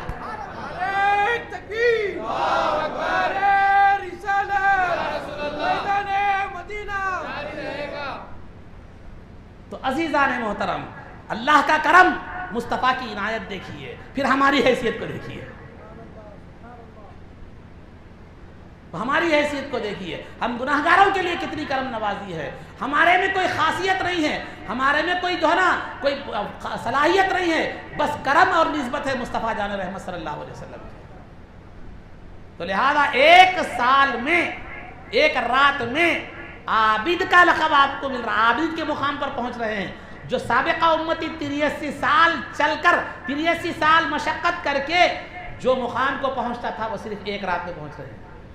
اب مان لیجئے مثال کے طور پر سمجھنے کے لیے، اب 40 سال ہی لے لیجئے، 40 سال پورے آپ کی عبادت کی عمر نہیں، یہ گیا وہ گیا سب گیا سب گیا سب، 10 شب قدر ملی آپ کو، 10 شب قدر میں اہتمام، آخری دنوں میں عام طور پہ مسجد پکڑ لیتے نا، وہی دن شمار کیجئے، بچپن گئی کھیل میں، جوانی شوق میں چلے گئی، آخری میں عمر بھی پکڑ رہے، آخری عمر کو پکڑ کے چلیے، 40-50 سال کے بعد مسجد پکڑ رہے، تو وہ پکڑنے مسجد پکڑے سو عمر ہی پکڑ کے چلیے۔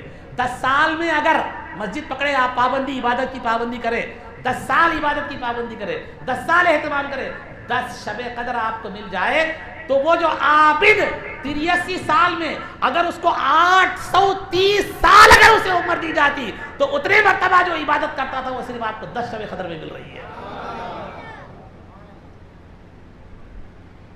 صرف 10 شب قدر میں، وہ بھی آخری کے۔ تو عزیزان محترم، یہ جب اس چیز کو ہمیں سمجھنے کی ضرورت ہے، اس کی قدردانی کرنے کی ضرورت ہے، ناقدری تو پھر اتنے زیادہ ثواب سے محروم، اتنی عنایتوں سے محروم، پھر خدا سرکار کی بارگاہ میں پھر سوائے حشر میں شرمندگی کے اور کچھ نہیں ہے۔ تو لیلۃ القدر خیر من الف شہر، کہ جو ہے نا شب قدر 1000 مہینوں سے زیادہ بہتر ہے۔ تنزل الملائکۃ والروح فیہا باذن ربہم من کل امر، اور اس رات فرشتے کیا ہوتے ہیں؟ اترتے ہیں۔ آپ قرآن پڑھیں گے، تاریخ اٹھا کر دیکھیں گے تو فرشتے جو ہے اہم کاموں کے وقت اترتے ہیں۔ ایک تو بعض فرشتے ذمہ داریاں ہیں ان کی روزانہ آنا جانا، صبح کے فرشتے شام میں جاتے ہیں، شام کے فرشتے صبح میں آتے ہیں، یہ ایک عام کامن فرشتے ہیں۔ لیکن خصوصیت کے ساتھ جو فرشتے اترتے ہیں وہ بڑے اہم کاموں کے لیے اترتے ہیں، جیسے انبیاء کے پاس وحی لانے کے لیے، انبیاء کے پاس اللہ کا کلام لانے کے لیے فرشتے اترا، جبریل علیہ السلام آتے تھے تو فرشتے اترتے ہیں، اور دوسرا کسی قوم کو ہلاک کرنے کے لیے آتے تھے۔ تو اب جو ہے نا جیسے قوم لوط کو ہلاک کرنے کے لیے فرشتے آئے تھے، اور آتے آتے ابراہیم علیہ السلام کے مہمان بنے تھے، وہ ابراہیم علیہ السلام کے مہمان بن کر اسماعیل علیہ السلام کی پیدائش کی خوشخبری دیے تھے، اور دے کر پھر لوط علیہ السلام کی قوم کو تباہ بھی کر دیے تھے جا کر۔ تو بہرحال تاریخ میں جب دیکھا گیا، عام حالات کو چھوڑ کر فرشتے جب بھی آئے ہیں کسی اہم معاملے کے لیے آئے ہیں، کسی جو ہے نا محتم بشان چیز کے لیے کیا کیے ہیں، اترے ہیں، تو پھر شب قدر میں کہیں اتر رہے ہیں؟ شب قدر میں کیوں اتر رہے ہیں؟ یہاں کون سا اہم کام ہے؟ یہاں کون سا محتم بشان معاملہ ہونے والا ہے؟ یہاں کوئی سی ایسی اہم چیز ہے جس کی وجہ سے فرشتے اتر رہے ہیں؟ وہ بھی ایک آدھ دو نہیں، وہاں قوم لوط کو جو ہے نا برباد کرنے کے لیے کچھ فرشتے آئے تھے، اور جو ہے نا وہی لانے کے لیے ایک آدھ فرشتے جبریل علیہ السلام آئے تھے۔ یہاں شب قدر میں اتنے آ رہے ہیں کہ زمین تنگ پڑ جا رہی ہے ان کے لیے، اتنے اتر رہے ہیں کہ زمین تنگ پڑ جا رہی ہے۔ سابق میں کبھی اتنے فرشتے نہیں اترے اتنی تعداد میں کسی معاملے کے لیے، لیکن شب قدر میں اتر رہے ہیں، ایک مرتبہ نہیں ہر سال اتر رہے ہیں، ایک مرتبہ نہیں ہر سال اتر رہے ہیں، اتنی کثیر تعداد میں فرشتے اتر رہے ہیں۔ ارے ایک فرشتے کی صلاحیت جو ہے نا اتنی کثیر تعداد میں فرشتے اتر رہے ہیں کہ سابق میں کبھی اتنی کثیر، زمین تنگ پڑ جانا مطلب بتائیے، آپ اندازہ لگائیے، کیا زمین چھوٹی ہے؟ پوری کی پوری زمین تنگ پڑ جاتی ہے فرشتوں کی وجہ سے، اتنے فرشتے اترتے ہیں۔ تو کس لیے اترتے ہیں؟ کیا معاملہ ہے؟ ایسی کون سی عظیم چیز ہے؟ تو لہذا عزیزان محترم بتلایا گیا کہ مومنوں کی عبادت کو دیکھنے کے لیے اترتے ہیں، اور عبادت گزاروں سے مصافحہ کرنے کے لیے اترتے ہیں، دعا کرنے والوں پر دعاؤں پر آمین کہنے کے لیے اترتے ہیں۔ تو آپ کے لیے اتر رہے ہیں، آپ کی عبادتوں کے لیے اتر رہے ہیں، آپ کی دعاؤں کے لیے اتر رہے ہیں، اور اتنی تعداد میں اتر رہے ہیں کہ کبھی کبھی اس کے لیے نہیں اتارا گیا، کسی کام کے لیے نہیں اتارا گیا، وہ بھی ایک آدھ مرتبہ نہیں، ہزار ہر سال اتر رہے ہیں۔ اب دیکھیے 1400 سال تو گزر چکے، 1400 سال سے زیادہ ہو گیا، عرصہ گزر گیا، تو 1400 سال سے 1400 مرتبہ تو آئے ہوں گے، پھر ابھی آگے دنیا کب تک ہے نہیں معلوم، پھر آتے رہیں گے۔ تو اتنی کثیر تعداد میں اتنی زیادہ مرتبہ جو فرشتے اتر رہے ہیں، وہ صرف امت محمدیہ صلی اللہ علیہ وسلم کی عبادتوں کو دیکھنے کے لیے، ان کی دعاؤں پر آمین کہنے کے لیے، ان سے مصافحہ کرنے کے لیے، ان سے ملاقات کے لیے اترتے ہیں، وہ بھی اتنی کثیر تعداد میں کہ کبھی اتنا کثیر مجموعہ تاریخ میں نہیں ملتا، روایتوں میں نہیں ملتا ہے۔ تو آپ اپنی عبادت کی اہمیت جانیے، آپ کی دعا کا مقام کیا ہے وہ جانیے، آپ کی گریہ وزاری کا معاملہ کیا ہے یہ جانیے۔ اتنی قدیم ہے کہ اللہ، اتنی قیمتی ہے کہ اللہ بے حساب فرشتوں کو اتار رہا ہے۔ اپنا مقام سمجھنے کی کوشش کرے، اپنی عبادت کا مقام سمجھنے کی کوشش کرے، شب قدر میں آپ کی عبادت کا مقام سمجھنے کی کوشش کرے۔ ایک وجہ تو یہ بتلائی گئی ہے، اس سے جہاں آپ کی عبادت کی اہمیت معلوم ہوتی ہے، اور آج کی رات اللہ رب العزت کی نگاہ میں آپ کی عبادت کی کیا قدر ہے، کیا مقام ہے، کیا مرتبہ ہے، وہ ہے۔ تو لہذا قدردانی کے وقت، موقع محل کے وقت اگر عبادت نہیں کریں گے تو کب کریں گے؟ پھر کب کریں گے؟ جس قدر کا موقع ہے اسی وقت کرنا ہے، جب قدر کا موقع نہیں ہے تو نہیں کرنا مطلب نہیں ہے ویسا کریں گے، نہیں کرنا نہیں، جب قدر کا موقع ہے اس وقت زیادہ کرنا چاہیے۔ جیسے ہم عام طور پر ہمارا بھی مزاج ہے، کسی مقام پر آپ کی قدر زیادہ ہے تو آپ وہاں ایک شوق سے جاتے ہیں، کسی مقام پر آپ کی قدر نہیں ہے تو آپ کیا کرتے ہیں؟ وہاں نہیں جاتے، وہاں پر جانے سے کیا کرتے ہیں؟ گریز کرتے ہیں۔ جہاں قدر ہوتی ہے وہاں بلانے کے بعد چلے جاتے ہیں خوشی سے۔ تو لہذا ایسی راتوں میں اللہ بلا رہا ہے، فرشتے بلا رہے ہیں کہ آؤ تمہاری قدر کی جائے گی، تمہاری ذات کی بھی قدر ہوگی، تمہاری دعا کی بھی قدر ہوگی، تمہاری عبادت کی بھی قدر ہوگی۔ وہ بول رہے آپ جو ہے میں کیسا بنی، میں چائے پینے جاتا ہوں، میں حریص کھانے جاتا ہوں، میں دہی بڑے کھانے جاتا ہوں، میں کرکٹ کھیلنا ہے میرے، میں نہیں آتا جاؤ بول کے بولتے ہیں۔ اللہ فرشتوں کو آپ کی عبادت دیکھنے کے لیے بھیج رہا ہے، اور آپ ہے کہ کرکٹ کھیل رہے ہیں، آپ ہے کہ اسنوکر کھیل رہے ہیں، آپ ہے کہ کیرم کھیل رہے ہیں۔ بتاؤ جو فرشتے آپ کی دل میں عظمت لے کر آئے تھے اور جو مقام لے کر آئے تھے وہ آپ کو دیکھ کر کیا سمجھیں؟ ہم نے تو شروع میں جو اعتراض کیا تھا وہ صحیح تھا کہ یہ قوم فساد زدہ قوم ہے، یہ قوم غافل قوم ہے، یہ جیسی تھی ہم سوچے تھے ویسے ہی ہے، یہی سوچیں گے نا۔ ایک مثال کے طور پر میں، مثال کمپیریزن کے لیے نہیں ہے، کمپیریزن کے لیے نہیں ہے، بلکہ ایک سمجھنے کے لیے بتا رہا ہوں میں، کمپیئر مت کیجیے اس کو۔ ایک باپ ہے، ایک باپ 4 لوگوں کے سامنے اپنے بیٹے کی تعریف شروع کر، میرا بیٹا بہت اچھا ہے، بہت با اخلاق ہے، بہت با اخلاق ہے، بہت اچھا ہے، فلاں ہے، قابل ہے۔ ان باپ ادھر تعریف ختم بھی نہیں کیا، گالی گلوچ شروع کر دیا، گالی گلوچ شروع کر دیا۔ تو بتلائیے باپ کو کتنا زیادہ غصہ آئے گا، باپ کو کتنا زیادہ جو ہے نا بیٹے پر غصہ آئے گا۔ ارے میری تو ناک کٹا دیا، کم از کم بازو ہٹ کے تو کرنا تھا، سامنے نہیں کرنا تھا۔ بلا تشبیہ و تمثیل، بغیر کسی کمپیریزن کے اللہ رب العزت آپ کی عبادتوں کو دیکھنے کے لیے فرشتوں کو بھیج رہا ہے، آپ کی دعاؤں پر آمین کرنے کے لیے فرشتوں کو بھیج رہا ہے۔ فرشتے آپ کی عظمت اور آپ کا مقام لے کر زمین پر اتر رہے ہیں۔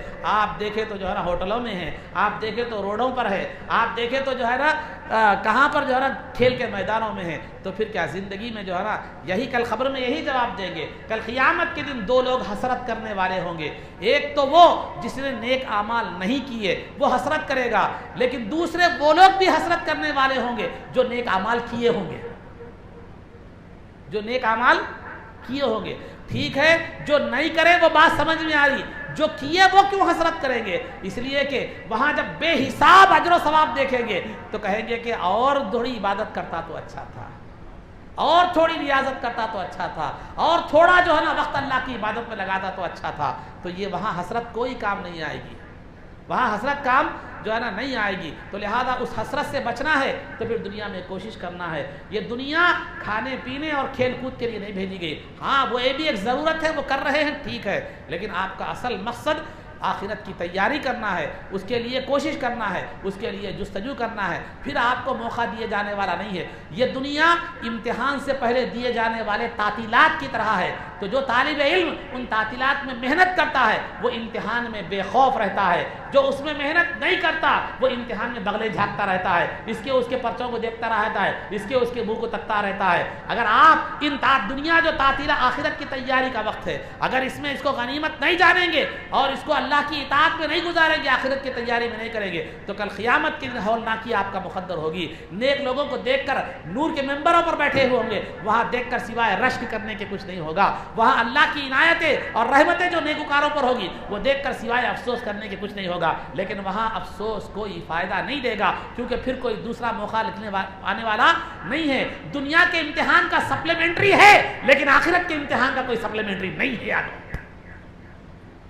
وہاں جو ایک مرتبہ ناکام ہوا، ناکام ہو گیا، پھر اسے موقع نہیں ملے گا۔ دنیا میں موقع مل سکتا ہے لیکن آخرت میں موقع نہیں مل سکتا۔ تو ایسے مواقع کو غنیمت جان کر اس کے لیے ہمیں تیاری کرنا ہے عزیزوں۔ تو خلاصہ گفتگو یہی ہے، بتانا مقصد یہ ہے کہ اتنا عظیم فرشتوں کا جو مجموعہ آپ کے پاس آ رہا ہے وہ صرف اس لیے آ رہا ہے تاکہ آپ کی عبادتوں کو دیکھے، آپ کی دعاؤں پر آمین کہے۔ جس کی دعا پر فرشتے جیسی معصوم مخلوق آمین کہے، پھر اس کی قبولیت میں کیا شک ہو سکتا ہے، اس کی قبولیت میں کیا یہ ہو سکتا ہے۔ تو عزیزان محترم، سمجھے آپ کا مقام کیا ہے آج کی رات، آپ کا مرتبہ کیا ہے، آپ کی عبادت کا کیا مقام ہے۔ تو لہذا یہ جو ہے نا آپ کے لیے سمجھنے کی ضرورت ہے اور اس پر جو ہے نا عمل کرنے کی ضرورت ہے۔ اور دوسری وجہ یہ بھی بتلائی گئی ہے کہ فرشتے جو ہے اس رات آنے کی وجہ ایک یہ بھی ہے کہ کیا کرتے ہیں، قرآن میں بتایا جا رہا ہے تنزل الملائکۃ والروح فیہا باذن ربہم من کل امر سلام ہی حتی مطلع الفجر۔ تو فرشتے اترتے ہیں، اتر کر سلامتی بھیجتے ہیں، مومنین کو سلام کرتے ہیں، جو ہر ایک کو جو ہے نا سلام کرتے ہیں، سلامتی ہو سلامتی ہو سلامتی ہو سلامتی ہو سلامتی ہو سلامتی ہو، ہر مومن کو سلام کرتے ہیں فرشتے اتر کر اس رات میں۔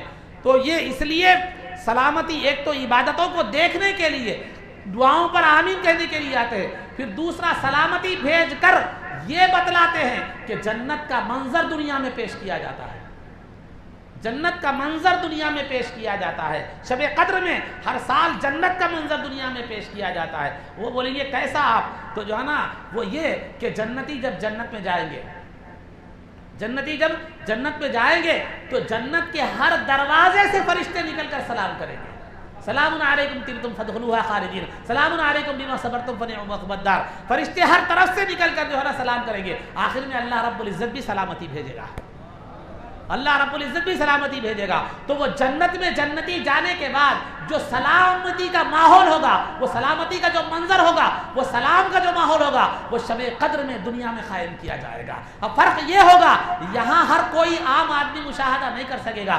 جو اہل اللہ، جو خاص لوگ ہوں گے وہ مشاہدہ کر سکیں گے، لیکن وہاں ہر کوئی جو ہے نا مشاہدہ کرے گا، کیونکہ وہاں جنت میں ہر کوئی ولایت کے درجے پر فائز ہو کر جائے گا.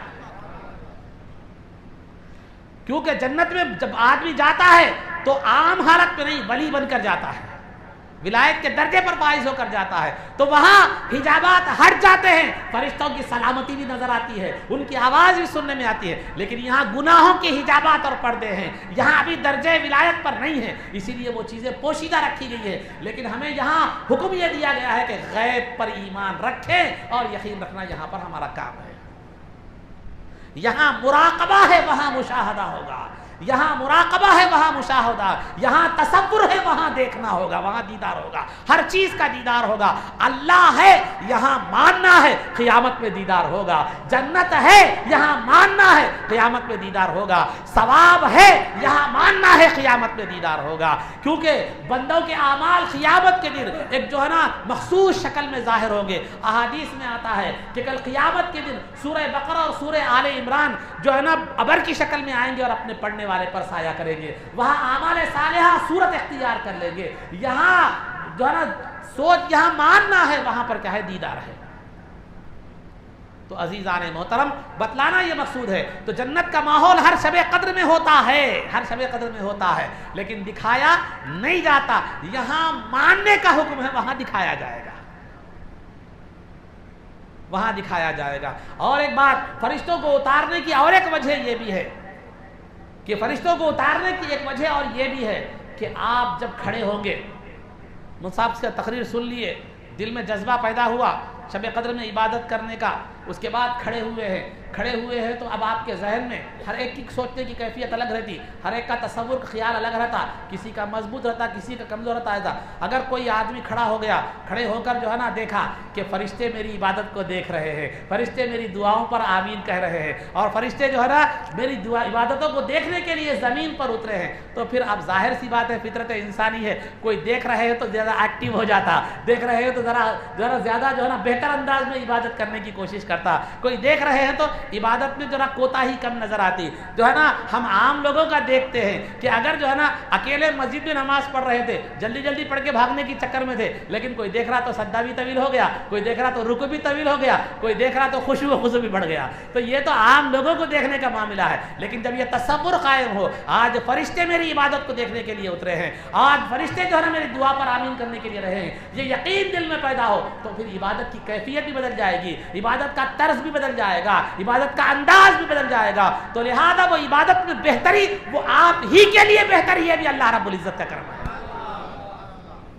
عبادت میں جو نشاط آئے گی، عبادت میں جو خشوع و خضوع آئے گا، عبادت میں جو ایک کیفیت آئے گی، وہ اللہ رب العزت کا کرم ہے کہ اس تصور کے ساتھ شب قدر میں میرا بندہ غفلت اور کوتاہی اور پراگندہ خیالی میں عبادت نہ کرے، بلکہ اس تصور کے ساتھ کامل عبادت، کامل جو ہے نا خشوع و خضوع کے ساتھ کرے، تاکہ اس کی یہ شب قدر کی عبادت اس کے لیے جو ہے نا آخرت میں بہتر ثابت ہو. تو عزیزان محترم، یہ بھی ایک کرم نوازی ہے فرشتوں کو اتارنے کی. پھر اس کے بعد سلام ہی حتی مطلع الفجر، اس کے دو معنی بتلائے گئے ہیں. ایک تو وہ رات جو ہے نا تمام رات فرشتے سلام سلام سلام کرتے رہتے ہیں، اور دوسری بات وہ رات سلامتی والی ہوتی ہے، اس میں کوئی حادثہ پیش نہیں آتا، اس میں کوئی جو ہے اس رات میں جو ہے کوئی طوفان نہیں آتا، اس رات میں کوئی زلزلہ نہیں آتا، اس رات میں کوئی ناگہانی واقعات کیا ہوتے ہیں نہیں ہوتے. علامتیں بھی بتلائی گئی ہیں، علامتیں بھی اس کی بتلائی گئی ہیں شب قدر کی. شب قدر تو اٹھا دی گئی کیونکہ جستجو والا جستجو کرے، طلب رکھنے والا طلب رکھے، اور گنہگار اہتمام نہ کرنے پر عذاب کے جو ہے نا مستحق نہ ہو، یہ اس کی مصلحت تھی. لیکن علامتیں رکھی گئی کہ جو ہے نا وہ رات بڑی سہانی ہوگی، نہ زیادہ گرمی ہوگی، نہ زیادہ جو ہے نا ٹھنڈک ہوگی، بڑا سہانا موسم ہوگا. اور سب سے جو بڑی علامت جو بتلائی گئی ہے، جو تقریباً احادیث میں محدثین نے لکھا ہے، وہ یہ ہے کہ دوسرے دن کے سورج کی شعاؤں میں تیزی نہیں ہوگی. دوسرے دن کی سورج کی شعاؤں میں جو ہے نا تیزی نہیں ہوگی، بلکہ جو ہے نا شعائیں بالکل ہلکی پھلکی ہوں گی. کیوں؟ اس لیے کہ فرشتے ایک نورانی مخلوق ہیں, سورج ایک ناری مخلوق ہے, آگ والی مخلوق ہے. جب فرشتے رات بھر جو ہے نا مومنین سے ملاقات کریں گے, دعاؤں پر آمین کر کر, صبح جب فرشتے جاتے رہیں گے تو ان کی نورانیت سورج کی ناریت یعنی آگ کے سامنے آ جائے گی, تو اس کی آگ کا جو کیفیت ہے وہ ماند پڑ جائے گی, شعائیں جو ہے نا پھیکی پڑ جائے گی. یہ ایک بہترین علامت بتلائی گئی ہے. تو یہ علامت کیوں رکھی گئی, اس کی محدثین نے دو وجہ بتلائی ہے, کئی وجوہات بتائی ہے. ایک وجہ تو یہ کہ جس نے عبادت کی اس کا دل مطمئن ہو جائے, خوش ہو جائے کہ اللہ کا کرم ہے کہ آج رات شب قدر تھی اور میں نے اس کو عبادت میں گزارا. اور جو عبادت نہیں کیا اس کو افسوس ہو کہ ارے میرے ہاتھ سے شب قدر چھوٹ گئی, انشاءاللہ آئندہ پھر میں اہتمام کروں. تو عبادت گزار کے دل کو مطمئن کرنے کے لیے, غافل کے دل میں وہ جذبہ, بیداری کا جذبہ جگانے کے لیے یہ علامتیں رکھی گئی, تاکہ جو ہے نا عابد مطمئن ہو اور غافل کو آئندہ جو ہے نا ترغیب ہو اور آئندہ وہ افسوس کرے چھوٹ گئی, آئندہ ایسا نہیں کروں گا. جیسا ہمارے پاس بھی ہوتا ہے, کوئی اچھی اپرچونٹی چھوٹ جاتی ہے تو ہم کیا کہتے ہیں, ارے باپ رے اتنا اچھا موقع چھوٹ گیا, آئندہ سے نہیں, آئندہ ایکٹیو رہوں گا, آئندہ جو ہے نا یہ موقع گنوانے نہیں دوں گا.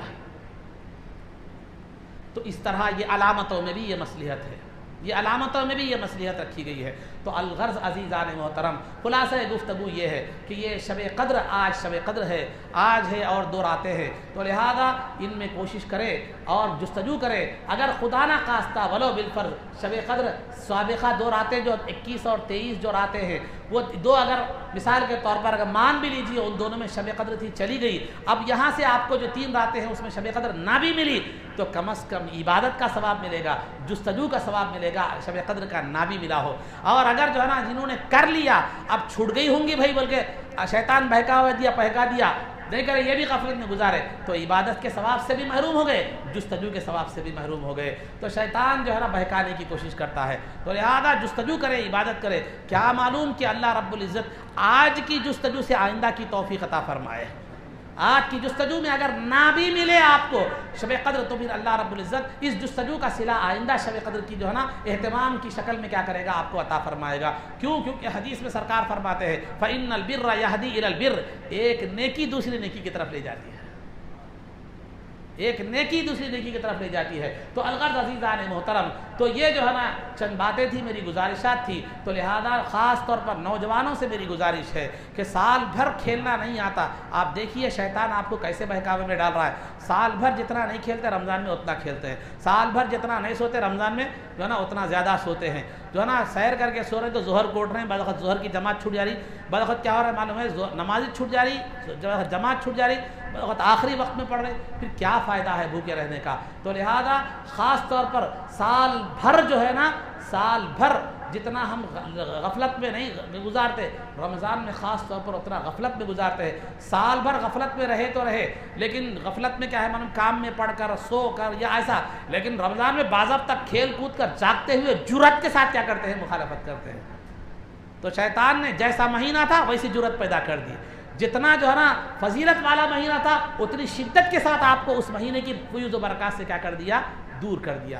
یہ چال سمجھنے کی ضرورت ہے اور شیطان کی اس جو ہے نا مکر و فریب کو سمجھنے کی ضرورت ہے. اور غنیمت جانیے ان اوقات کو, اور جو ہے نا اگر نہیں تو جائیے عشاء کی نماز جماعت سے پڑھیے, سو جائیے. آخر رات میں سحر کو اٹھنا ہی ہے. سحر میں جب جو ہے نا ہماری مائیں اور بہنیں پکوان کے وقت اٹھتی ہیں اس وقت اٹھیے. تہجد آپ پڑھیے, وہ لوگ پکوان کرتے رہتے ہیں تو ٹائم رہتا ہے نا عام طور پر, تہجد پڑھیے اور جو ہے نا اللہ سے دعا کیجیے, مانگیے, خود کے لیے, امت محمدیہ صلی اللہ علیہ وسلم کے لیے اور اپنی دنیا اور آخرت کے لیے مانگیے. عزیزان محترم, وہی ذات دینے والی ہے, محروم بھی وہی کرتا ہے تو دیتا بھی وہی ہے. کوئی ایسا نہیں ہے کہ دینے والا کوئی اور ہو, محروم کرنے والا کوئی اور ہو. تو عزیزان محترم, وہ دینا بھی ہے تو اسی کو ہے, جو ہے نا محروم کرنا بھی ہے اسی کو ہے.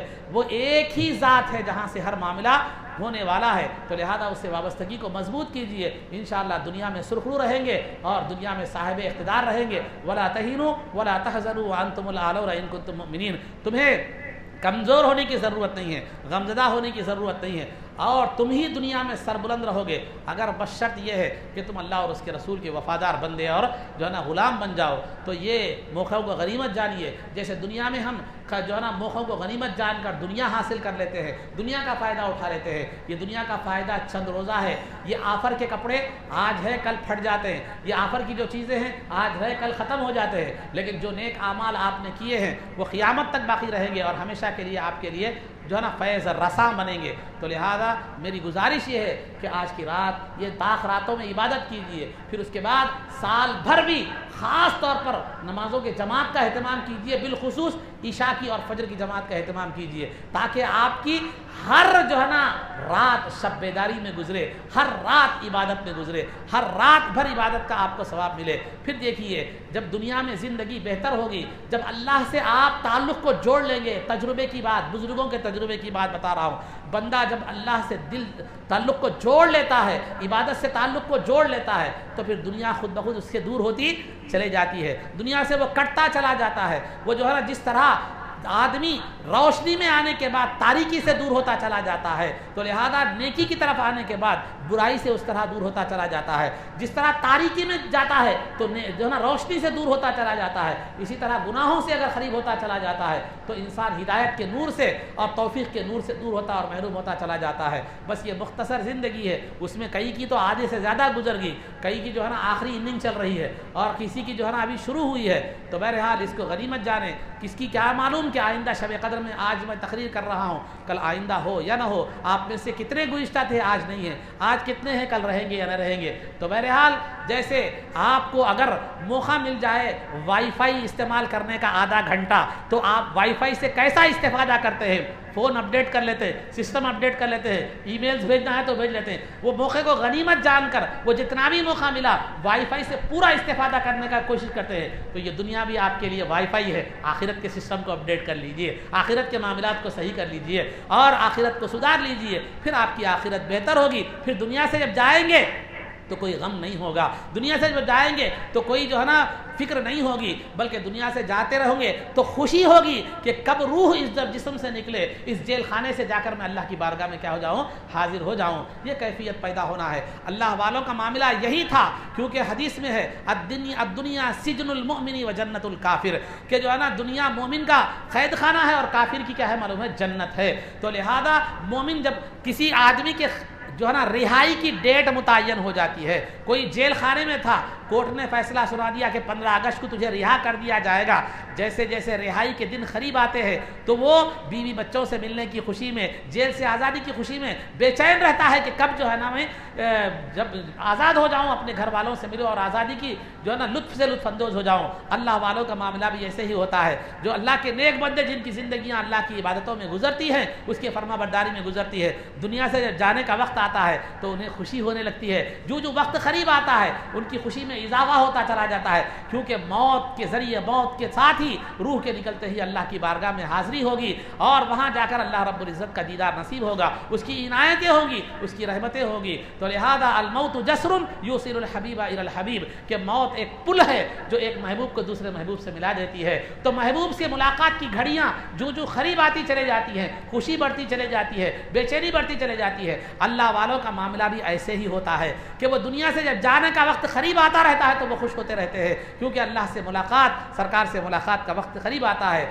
جو ہمارے جیسے گناہگار ہوتے ہیں, ہر ایک کی ان کی گنڈی کبھی جو ہے نا وہاں بینک میں اٹکی ہوئی ہوتی ہے, کبھی وہاں دنیا میں اٹکی ہوئی ہوتی ہے, کہیں وہاں اٹکے ہوئے ہوتا ہے, دل مختلف مقامات پر بیوی بچوں میں اٹکا ہوا ہوتا ہے, رشتہ داروں میں اٹکا ہوا ہوتا ہے, جائیداد میں بینک بیلنس میں اٹکا ہوا ہوتا ہے. تو دنیا سے جاتے وقت میرے بچوں کا کیا ہوگا, میرے جو بینک بیلنس کا کیا ہوگا, میرے سونے کا کیا ہوگا, میری جائیداد کا کیا ہوگا. وہ ایسا ہوتا ہے اس کا حال کہ بیر کے جھاڑ پر ململ کا کپڑا کاٹی کے درخت پر ڈال کر جب کھینچتے ہیں تو جیسی تکلیف ہوتی ہے تو وہ روح کے جاتے وقت اتنی تکلیف اسے ہوتی ہے. تو عزیزان محترم, دنیا میں جب تک ہے اللہ سے تعلق کو مضبوط کیجئے, جہاں تک ہو سکے دنیا سے تعلق کو کم کرتے چلے جائیے, توڑتے چلے جائیے. توڑنے کا مطلب یہ نہیں ہے کہ جا کے پہاڑ میں چھلا بیٹھو, بلکہ نہیں بول رہا ہوں میں, بیوی کے حقوق بھی ادا کیجئے, بچوں کے حقوق بھی ادا کیجئے.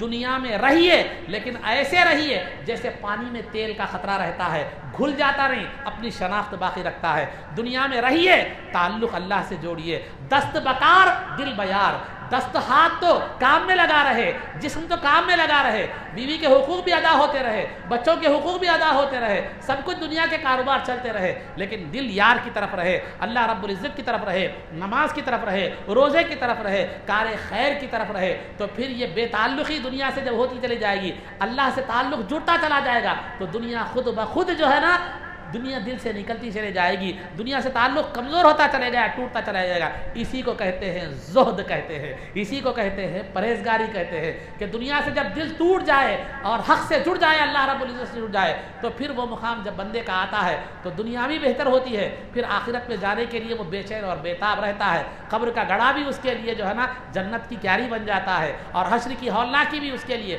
راحت کا سامان دیتی ہے، اور پھر جو ہے نا پھر جنت کو اس کا ہمیشہ کا گھر ہوگا، وہاں کوئی پریشانی نہیں ہوگی۔ تو یہ دنیا کی تھوڑی سی کوشش، یہ دنیا کی تھوڑی سی جستجو ہمیں دنیا میں بھی صاحب عزت و اقتدار رکھے گی، اور پھر آخرت میں بھی راحت کا سبب بنے گی۔ یہ تھوڑی سی غفلت ہمیں دنیا میں بھی ذلیل و خوار کر دے گی، اور جو ہے نا آخرت میں بھی ہمارے لیے تاریکی کا سامان بنے گی۔ اب ہاتھ میں، ہمارے ہاتھ میں ہے، چاہے تو دنیا و آخرت بنائے یا دنیا و آخرت برباد کرے۔ اللہ رب العزت سے دعا ہے کہ جو کچھ بھی کہا گیا ہے اس پر خود کہنے والے کو عمل کی توفیق عطا فرما، اور سننے والوں کو بھی عمل کی توفیق عطا فرما۔ اے اللہ ہمارے اس آج کہنے اور سننے کو قبول فرما، حاضرین کے جائز مقاصد کو پورا فرما۔ اے اللہ ہم میں جو پریشان حال ہیں ان کی پریشانیوں کو دور فرما، ہم میں جو بیمار ہیں انہیں شفاء کاملہ عاجلہ دائمہ نصیب فرما۔ اے اللہ ہم میں جو بے روزگار ہیں انہیں رزق حلال نصیب فرما۔ اے اللہ جو انبیاء ہیں مولا انہیں نیک اور صالح جوڑے نصیب فرما۔ اے اللہ جو بے اولاد ہیں انہیں نیک اور صالح اولاد عطا فرما۔ اے اللہ جو نوجوان روزگار کی تلاش میں ہیں انہیں رزق حلال نصیب فرما۔ اے اللہ جو نوجوان بھٹکے ہوئے ہیں انہیں سیدھے راستے پر لا۔ اے اللہ ہمیں رسول پاک صلی اللہ علیہ وسلم کے نقش قدم چلنے کا جذبہ ہمارے اندر پیدا فرما، اطاعت والی زندگی ہمارے لیے آسان فرما، حلاوت ایمان و طاعت ہمیں نصیب فرما۔ اللہ اور اس کے رسول کی محبت سے ہمارے دلوں کو معمور فرما، دنیا اور دنیا کی وما فیہا کی محبت سے ہمیں دور کر دے۔ اے اللہ اس دنیا میں ہمارے دلوں کو تیری طاعت اور بندگی کی طرف پھیر دے۔ اے اللہ ہمارے اس بیٹھنے کو سننے کو قبول فرما۔ اے اللہ جن لوگوں نے دعاؤں کی درخواست کی ہے مولا، یا دعا جو ہے نا اللہ ان کی دعاؤں کو پورا فرما۔ اے اللہ ان کے جائز مقاصد کو پورا فرما۔ اے اللہ زمینی فتنوں اور آسمانی بلاؤں سے ملت کی حفاظت فرما، ظالموں کے ظلم سے اور ظالم حکمرانوں سے ہماری حفاظت فرما۔ اے اللہ ہمارے وطن میں امن و امان کو قائم فرما، دشمنان اسلام اور دشمنان وطن کو نیست و نابود کر دے، ان کے مقاصد میں انہیں ناکام بنا دے، ان کی قوت و طاقت کو توڑ دے اور ان کی جمعیت کو توڑ دے۔ اے اللہ رمضان میں ہم نے جو بھی عبادتیں و طاعتیں کی ہے مولا، وہ اس قابل نہیں ہے کہ وہ تیری بارگاہ میں قابل قبول ہو، اپنے فضل و کرم سے اسے قبول فرما۔ کچھ کوتاہیاں رہ گئی ہے تو مولا اسے معاف فرما، اور آئندہ رمضان اور آئندہ زندگی اس سے بہتر گزارنے کی توفیق عطا فرما۔ اے اللہ جو جذبہ اطاعت اور اطاعت ہمیں رمضان میں جو تھا مولا اس میں استقامت عطا فرما، سال بھر اسی طرح عبادت کا اہتمام کرنے کی توفیق عطا فرما۔ اے اللہ ہمیں حقوق اللہ کے ساتھ ساتھ حقوق العباد کو بھی ادا کرنے کی توفیق عطا فرما۔ اے اللہ عزت و عافیت کی زندگی دے اور ایمان پر ہمارا خاتمہ فرما، قبر میں دیدار مصطفیٰ سے بہرور فرما، نبی پاک صلی اللہ علیہ وسلم کے قدموں میں ہمارا حشر فرما، آپ کی شفاعت عظمیٰ سے ہم کو بہرور فرما، آپ کے دست مبارک سے جام کوثر پینا نصیب فرما، جنت میں آپ کی غلامی معیت و رفاقت نصیب فرما۔ اے اللہ ہمارے اعمال میں اخلاص پیدا فرما، ریا شہرت اور دکھاوے سے ہماری حفاظت فرما۔ اے اللہ تیری خوشنودی کی خاطر ہر عمل کرنے کی توفیق عطا فرما۔ وصلی اللہ تعالی وسلم علی خیر خلقہ سیدنا محمد وآلہ وصحبہ اجمعین برحمتک یا ارحم الراحمین والحمد للہ رب العالمین۔